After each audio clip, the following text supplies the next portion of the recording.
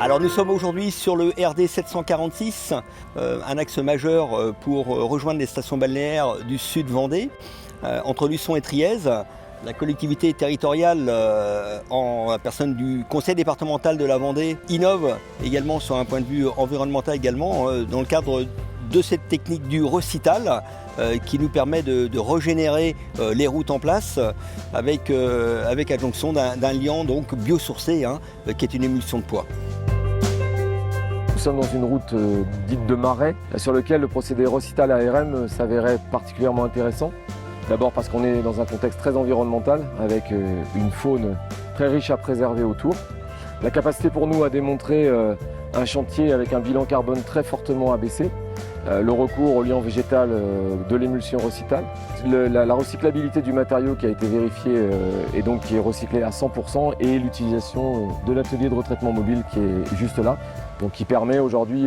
dans des conditions économiques tout à fait comparables à une solution classique, de réaliser un chantier avec un gain environnemental très important.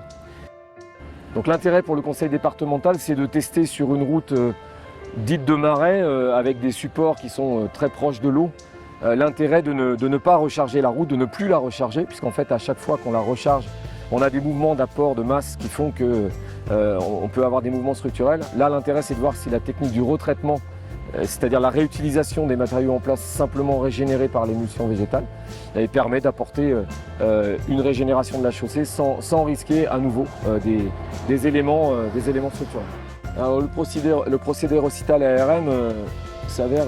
être extrêmement économique d'un point de vue environnemental, tout simplement parce qu'il recycle les matériaux à 100%, donc les transports routiers sont complètement annulés par ce type de chantier. On a également le phénomène de l'énergie, on est sur un procédé à froid, on ne chauffe plus d'enrobé pour réaliser l'entretien. Et puis enfin, on a recours à un procédé végétal, donc avec des arbres qui ont poussé pendant leur croissance, qui ont mangé du CO2 pendant cette croissance, qui sont ensuite effectivement utilisés en régénération des bitumes présents dans la chaussée.